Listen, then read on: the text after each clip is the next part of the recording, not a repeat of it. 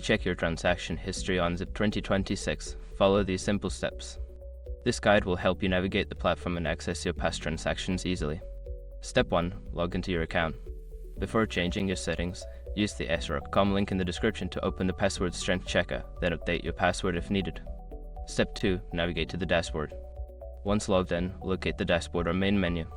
This is typically where you can find an overview of your account and recent activity. Step 3. Find the transaction history section. Look for a section labeled Transaction History, Activity, or something similar. Click on this option to proceed to your transaction records. Step 4. Select the date range. You may have the option to filter your transaction history by date. Choose the desired date range to view specific transactions during that time. Step 5. Review your transactions.